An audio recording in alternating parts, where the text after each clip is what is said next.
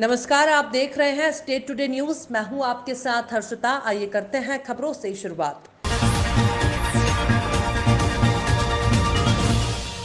कटनी जिले के खितौली में भाजपा मंडल खितौली महामंत्री मनोज तिवारी के नेतृत्व में डॉक्टर श्यामा प्रसाद मुखर्जी, जिन्होंने देश की एकता और अखंडता के लिए अपना सर्वस्व न्यौछावर कर दिया था, ऐसे जनसंघ के संस्थापक को खितौली भाजपा मंडल द्वारा बलिदान दिवस के रूप में मनाते हुए सभी बूथों में जाकर डॉक्टर श्यामा प्रसाद मुखर्जी के चित्र पर पुष्प अर्पित कर सच्ची श्रद्धांजलि अर्पित की गई, जिसमें सरपंच चिंतामणि विश्वकर्मा, अच्छेलाल विश्वकर्मा, राकेश केवट, दीनदयाल सेन, संतोष साकेश, अशोक साकेश, विनोद कुमार, छकौड़ी विश्वकर्मा, कमला साकेश आदि कार्यकर्ता उपस्थित रहे। बड़वारा के ग्राम पंचायत परसेल में जन अभियान परिषद की ब्लॉक समन्वयक नंदनी भाटिया के नेतृत्व में कोविड-19 टीकाकरण कराने के लिए जन जागरूकता अभियान चलाया गया और साथ में महिलाओं को निकालकर साथ में सेंटर तक पहुंचाकर टीका लगवाया गया। ग्राम भ्रमण के दौरान सचिव केपी पाठक, शिक्षक संतोष कुमार सेन, बीएलओ शिव कुमार पांडे, जन अभियान परिषद कोरोना वॉलंटियर सोना देवी निषाद, मनीष गर्ग और संतोष दाहिया की उपस्थिति रही। जी हां, हम बात कर रहे हैं मध्य प्रदेश आगरमालवा जिले के सुसनेर तहसील की, जहां पर 23 जून बुधवार को सुसनेर नगर में जिला कांग्रेस कमेटी और ब्लॉक कमेटी के तत्वाधान में राज्यपाल के नाम एसडीएम केएल यादव को ज्ञापन सौंपा गया। आपको बता दें कि बढ़ती महंगाई और किसानों को सोसाइटी से खाद बीज न मिलने और आपूर्ति के विरोध में पेट्रोल, डीजल, रसोई गैस और खाद्य तेलों की लगातार बढ़ती हुई कीमतों के खिलाफ ये ज्ञापन सौंपा है, जिसमें कांग्रेस के जिला अध्यक्ष बाबूलाल यादव, वरिष्ठ नेता भूपेंद्र सिंह चौहान, ब्लॉक अध्यक्ष रामलाल सिंह, ब्लॉक शहर कांग्रेस अध्यक्ष आशिक हुसैन बोहरा, इरशाद कुरैशी, नौशाद खान, ठेकेदार विष्णु पाटीदार, किशन सिंह, बीजानगरी आदि के साथ और भी कांग्रेसी पदाधिकारी और कार्यकर्ता मौजूद थे। महोदय को ज्ञापन दिया है, किस संबंध में ज्ञापन दिया, क्या मांग थी? अभी किसानों के लिए बोनी का समय है और इस समय में किसानों को सबसे ज़्यादा आवश्यकता होती है खाद और बीज की। आज मध्य प्रदेश में पूरे आगरा जिले में सुसनेर में किसानों को सोसाइटियों में जिनके माध्यम से खाद और बीज दिया जाता था, नगद राशि दी जाती थी, जिससे कि किसान ट्रैक्टर के डीजल या ट्रैक्टर किराए की व्यवस्था करके अपना खेती बोनी करता था। निश्चित तौर पर आज न तो सोसाइटियों में खाद है, न बीज है, न नगद राशि सोसाइटियों के द्वारा दी जा रही है। इसको लेकर आज हमारे ब्लॉक शहर कांग्रेस कमेटी के द्वारा वरिष्ठ नेताओं के साथ में कांग्रेस पार्टी ने ज्ञापन दिया, जिसमें मांग की है कि जिन किसानों ने अपनी सोयाबीन 3,000 साढ़े 3,000 रुपये कुंटल में बेची थी, आज वो बिजवारा खरीदने अगर मार्केट में जाते हैं तो उनको 9 से 10,000 रुपये क्विंटल के हिसाब से सोयाबीन खरीदने को मिल रही है। खाद ब्लैक में बेचा जा रहा है, खाद उपलब्ध नहीं हो पा। नगर की शानदार गौरवमय परंपरा का निर्भय विजय पचोर नगर में हुआ। शानदार रिकॉर्ड दर्ज वैक्सीनेशन सुबह 9 बजे से प्रारंभ हुआ। वैक्सीनेशन रात 10 बजे तक चला। कुशवाहा धर्मशाला में वहीं जन अभियान परिषद की कोरोना वॉलंटियर टीम ने घर घर जाकर लोगों को वैक्सीनेशन के लिए निकालकर वैक्सीनेशन केंद्रों तक ले गए। वहीं खासकर देखने को मिला कि वॉलंटियर नुसरत जहां के साथ नवांकुर संस्था निशाना सेक्टर पचोर वैक्सीनेशन रोको टोको के प्रभारी गोपाल सिंह सेन ने जन अभियान परिषद के जिला समन्वयक विष्णुजी नागर, ब्लॉक समन्वयक बद्रीलाल बामनिया के मार्गदर्शन में टीम बनाकर मुस्लिम समाज के लोगों को ज्यादा से ज्यादा वैक्सीन लगे, इस पर जोर दिया और सफल भी हुआ। टीम में सोनू वर्मा, रानी राठौर, विष्णु जी राठौर, फूल सिंह नागर, रेखा नागर, विष्णु नागर, वार्ड पार्षद कैलाश विजयपुरिया ने लोगों के घरों में जाकर हाथ जोड़कर लोगों के पैर छूकर वैक्सीनेशन लगवाने को प्रेरित किया। सर, आपसे निवेदन करना चाहूँगा कि आपने जो पहल की, क्या लगातार इसी प्रकार से गाँव में और अन्य शहर में चलेगी और आपको ये जन अभियान परिषद की टीम भी काम करे, आपको कैसा फील हो रहा है सर? वैक्सीनेशन का जो कार्य है वो महाअभियान के तौर पर मध्य प्रदेश में लिया गया है। इसमें राजगढ़ जिले में आज 30,000 वैक्सीन का लक्ष्य रखा गया था और इसमें 20,000 से ज़्यादा वैक्सीन अभी तक 1 बजे तक लग चुकी हैं और हमें उम्मीद है कि हम लक्ष्य से कहीं ज़्यादा लगाएंगे। सभी नगरीय निकायों को, सभी ग्रामीण पंचायतों को भी हमारा 100% टीकाकरण करने का लक्ष्य है। इसमें सभी लोग बहुत अच्छा कार्य कर रहे हैं, लोग बढ़ चढ़ कर हिस्सा ले रहे हैं और कोरोना वॉलंटियर की जो टीम है जन अभियान परिषद की, उसको मैं धन्यवाद देना चाहूँगा कि वो बहुत बढ़िया। बहुत बहुत धन्यवाद सर, आपने अमूल्य समय देकर के ये पहल की है। जन अभियान परिषद की पूरी टीम जो कि यहाँ पर जाटा मोहल्ले के कौन सी मस्जिद है? मदरसा मस्जिद शिवालय रोड पर, जहाँ से ऑनलाइन पंजीयन करके नुसरत जहाँ ने अपना पंजीयन करवाया और वॉलंटियर के रूप में जन अभियान में काम कर रही है। ये उनके पिताजी खड़े हैं। आपकी बेटी जन अभियान परिषद में जो जन जागरण का काम कर रही है, आपको कैसा फील लग रहा है? आपको गर्व महसूस हो रहा है कि नहीं हो रहा है? और आप कुछ कहना चाहेंगे? महसूस हो रहा है और मेरे को ये बहुत सौभाग्य की बात है कि मेरी बेटी इस काम में काम कर रही है। और आप अपने लोगों से कुछ कहना चाहेंगे? आप भी प्रयास करें लोगों को निकालने के लिए, ऐसा कुछ आपने? प्रयास जारी है और प्रयास कर रहा है, और पहले से भी अब भी और अभी भी आपका पूरा सहयोग करना। सुना है कि आपने आज मस्जिद में भी अनाउंस करवाया है लोगों को? हमारे आलिम साहब से हमने मस्जिद में भी लोगों से ऐलान करवाया था, सबको जागरूक किया है और सभी लगवाने को तैयार हैं। जी, आपका शुभ नाम क्या है? मेरा शुभ नाम है रईस पठान। ये है नुसरत मैम के पापा, और अब इधर देखते हैं तो ये उनके बड़े वाले भैया हैं आशिफ पठान। भैया, आपकी बहन इस प्रकार का काम करे तो आपको गर्व महसूस हो रहा है कि नहीं हो रहा है? बहुत गर्व महसूस हो रहा है, अच्छा काम है। और भी अपन अपने युवाओं को आप लोग बोलोगे ताकि वैक्सीन लगवाएं? बिल्कुल प्रयास जारी है। ये नुसरत मैम के छोटे भाई हैं आरिफ भाई। आरिफ भाई, आपको कैसा लग रहा है आपकी बहन काम कर रही तो? ये बहुत प्राउड फील हो रहा है। और आज कुशवा मोहल्ला में वैक्सीनेशन का कार्य चल रहा है। महा अभियान को लेकर के जन अभियान परिषद की पूरी टीम घर घर जाकर को बोल के आई। वॉलंटियर नुसरत जहाँ ने भी अपनी टीम के साथ घर घर जाकर के बोला, और उसी में उनके समाज के लोग निकल कर के आए हैं। दीदी, आपका नाम क्या है? मुस्कान दीदी। मुस्कान दीदी, आप वैक्सीनेशन लगवाना है, आपको डर तो नहीं लगा? नहीं। आप किसके कहने से आए हो? ये नुसरत जहाँ कोरोना वॉलंटियर के कहने पर वैक्सीनेशन करवाया। आप इनसे प्रभावित होकर के आए हैं? मैंने मेरी फ्रेंड नुसरत जहाँ कोरोना वॉलंटियर के कहने पर वैक्सीनेशन करवाया। आपने? दीदी, आपने वैक्सीनेशन करवाया, आपके अंदर कोई डर का माहौल तो नहीं है किसी प्रकार का? अभी वैक्सीनेशन आपको लग गया, कोई तकलीफ तो नहीं है, चक्कर वक्कर तो नहीं आ रहा किसी प्रकार के? किसके कहने से आपने ये वैक्सीनेशन करवाया? नुसरत भैया, आप? हाँ, मेरे को कोई दिक्कत नहीं, कोई परेशानी नहीं। नुसरत जहाँ जो कि लगातार जन अभियान परिषद में काम करके लोगों को मोटिवेट करने का काम कर रहा है, उसी कड़ी में भैया बहन सभी ने लगवा है। और ये टीका लगने के बाद उधर कोई परेशानी नहीं। और अपने परिवार में जो भी है 18 से प्लस में जो वृद्ध हैं, जो ऐसे लोग हैं, सबको आप प्रेरित करें और उनसे बोलें कि भाई मेरे टीका लगवा लिया, मैं स्वस्थ हूँ, बढ़िया हूँ, और जो कोरोना की महामारी चल रही है उसके लिए ये अपने शरीर में रोग क्षमता को बढ़ाता है। इसलिए सभी परिवार के लोगों को इससे प्रेरित करें और सबको बोलें, है ना, अपने सामाजिक तौर पे पारिवारिक। हाँ जी, चलो बहुत धन्यवाद। भैया, आपका शुभ नाम क्या है? मोहम्मद साजिद। मोहम्मद साजिद। आपने टीका लगवा लिया? किससे पूछ करके लगवा, मतलब किसने आपसे बोला जो टीका लगवाया आपने?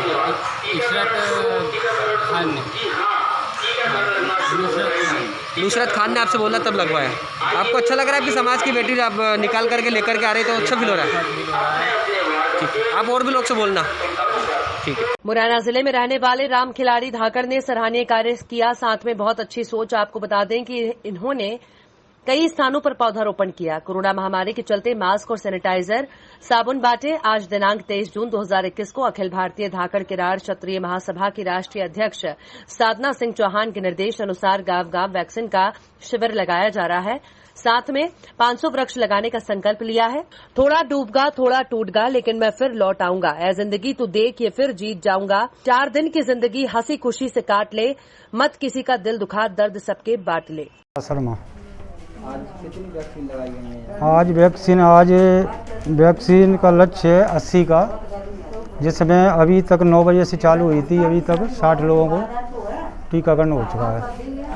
हमारे द्वारा यहाँ 2 बार आए हुए हैं, मुँह पर मास्क नहीं। लोगों को क्या है कि कुछ लोग तो मास्क लगा के आए हैं, कुछ लोग टॉवल भी लगा रहे हैं, कुछ लोग लगा के नहीं आए। उनसे बता दिया है पूर्व में भी कि सब मास्क लगा के आवे और दूरी बनाए रखें।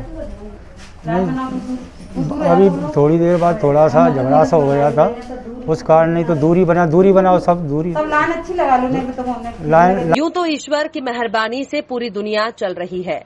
ये इस दुनिया पर भगवान का सबसे बड़ा कर्ज है, लेकिन हम यहाँ एक ऐसे कर्ज की बात कर रहे हैं जो रुपयों का है। मध्य प्रदेश के रतलाम के एक गांव के लगभग सभी निवासियों ने भगवान हनुमान से रुपयों का कर्ज ले रखा है। सभी भगवान हनुमान के कर्जदार हैं और सभी कर्जदार बकायदा भगवान हनुमान को सालाना ब्याज भी देते हैं।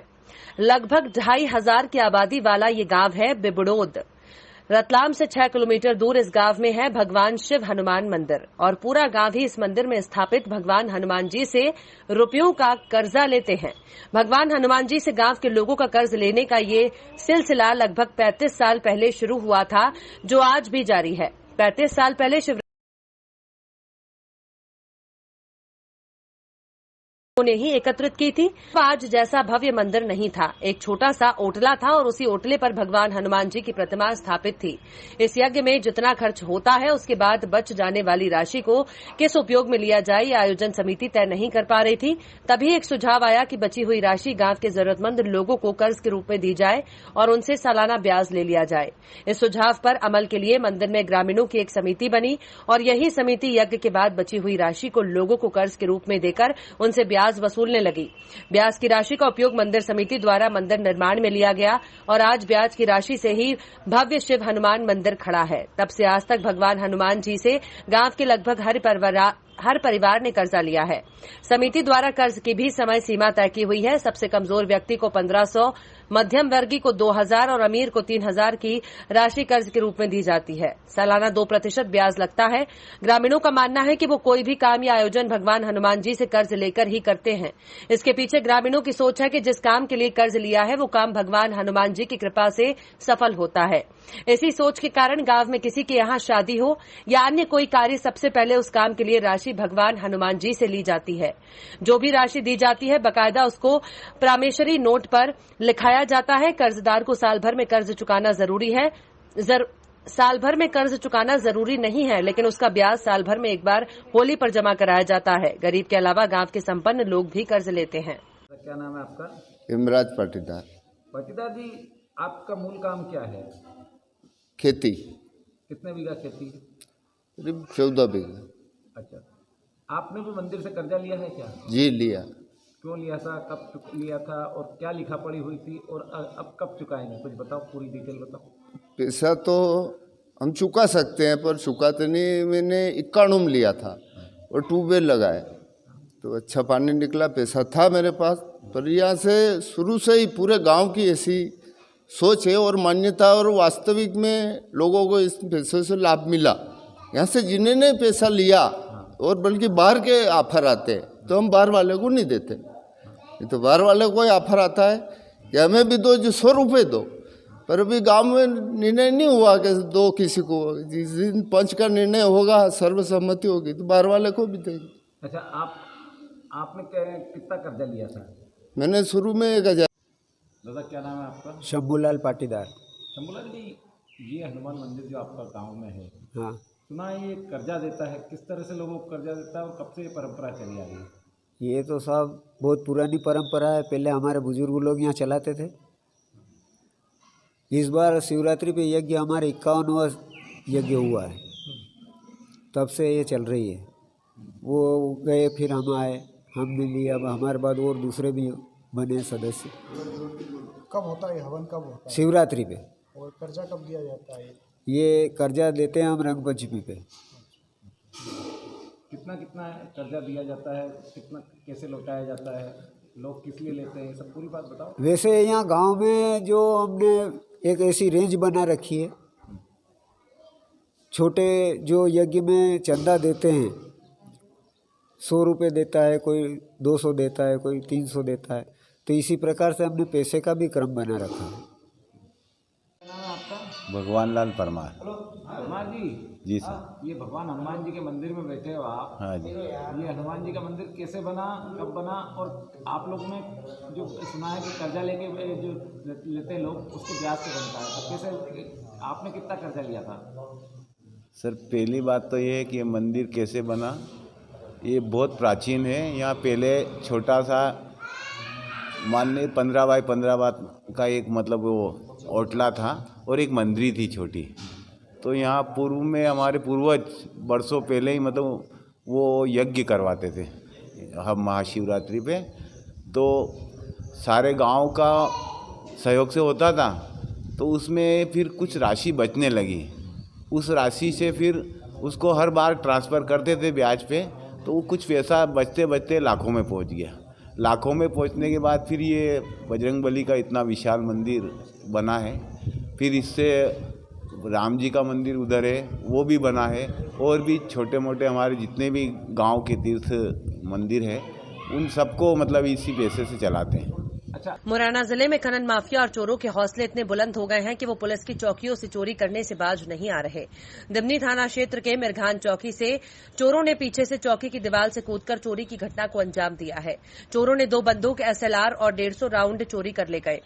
वहीं चौकी पर 2 आरक्षक ड्यूटी पर तैनात थे, नीरज और विक्रम। इन आरक्षकों ने चोरी की घटना की सूचना सुबह पुलिस के वरिष्ठ अधिकारियों को दी। तब मौके पर मुरैना पुलिस अधीक्षक ललित चाकीवार और अतिरिक्त पुलिस अधीक्षक डॉक्टर राय सिंह नरवरिया अपने पूरे दल बल के साथ डॉग स्क्वाड को लेकर मौके पर पहुंचे। वहीं अतिरिक्त पुलिस अधीक्षक डॉक्टर राय सिंह नरवरिया से बात की गई तो उन्होंने चोरी होना तो स्वीकार किया, लेकिन उन्होंने बंदूक की चोरी के बारे में कहा है बंदूक चोरी गई है कि नहीं गई है, इसकी जांच पड़ताल की जा रही है।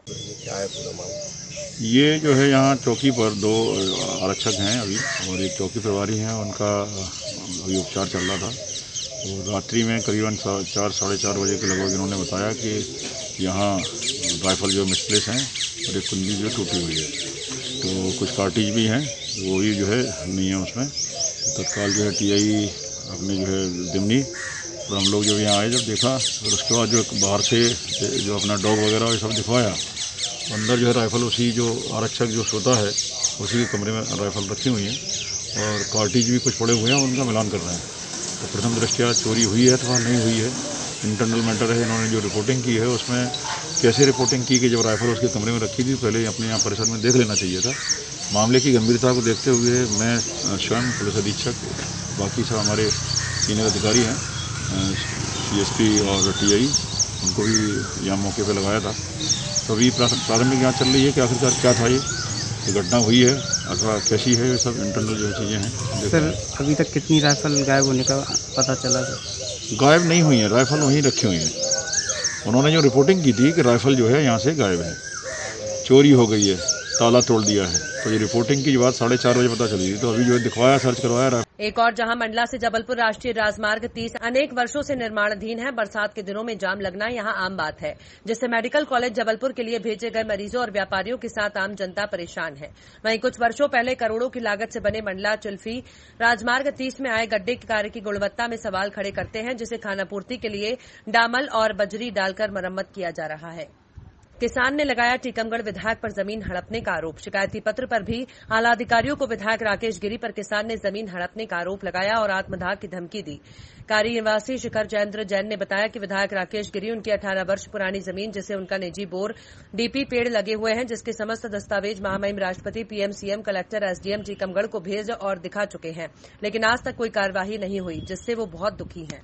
नाम बताइए अपना। मेरा नाम शिखर चंद जैन है। कहाँ के रहने वाले हैं? कारी का रहने वाला हूँ। क्या मामला है? मामला ये है कि हमारी ये जो जिस जमीन पे मैं खड़ा हुआ हूँ, जहाँ पर ये हमारा बोरवेल्स लगा हुआ है और ये हमारी निजी बिजली की DP लगी हुई है, जिसको मैं आज विगत 18 साल से 2 फसलीय खेती बराबर करता आ रहा हूँ। और ये आज 6 महीने पहले राकेश गिरी, दुर्गा दीक्षित, महेश गिरी एवं लक्ष्मी गिरी ने जो हमारे पास में जो ये ज़मीन दिख रही है, इसमें ये खरीद की थी। और खरीद करने के बाद इन्होंने हमारी ज़मीन पे अपनी एक हड़प नीति डाल दी है। और उस हड़प नीति के तहत इन्होंने हमारे किसी दलाल के माध्यम से हमसे सौदा करने के लिए बोला। मैंने सौदा में उनसे 1.25 करोड़ रुपए मांगे, उन्होंने 50 लाख रुपए लगाए। तो उन्होंने उसी दिन से हमारी इस पर नीयत बिगाड़ ली और अपने मनमानी तरमीम करा करके इन्होंने प्रशासन से साठगांठ करके और ये हमारी जमीन हड़प रहे हैं। किस ग्राम में है आपकी जमीन? हमारी जमीन उत्तमपुरा ग्राम में है। इसका पटवारी मौजा नारगोड़ा लगता है। खसरा नंबर क्या है? मनासा बंजारा समाज के लड़के के अपहरण के मामले को लेकर बंजारा समाज की बैठक में विवाद होने पर लाठी पत्थर चले। विगत कुछ महीने पहले रामपुरा तहसील के अंतर्गत गांव डायली का लड़का गांव बालागंज की लड़की को अपने प्रेम प्रसंग के चलते भगा ले गया था। वहीं इसको लेकर लड़की पक्ष के लोगों ने लड़के का अपहरण कर दिया था। और उसी विवाद के निपटारे को लेकर गांव बालागंज से बंजारा समाज की बैठक रखी गई थी, जिसमें दोनों पक्ष के बीच विवाद हो गया। वहीं देखते ही देखते सैकड़ों लोगों ने लाठियां और पत्थर चलाना शुरू कर दिया, जिसमें ईओ के घायल होने की खबर है। वहीं समाज की महिलाओं और बच्चों पर लाठी, डंडे और पत्थर बरसाए और ट्रैक्टर से मकान की दीवार को तोड़ दिया। जानकारी मिलने पर तहसीलदार मनोहर लाल वर्मा पुलिस बल के साथ मौके पर पहुंचे और स्थिति को संभाला। अभी स्थिति नियंत्रण में है।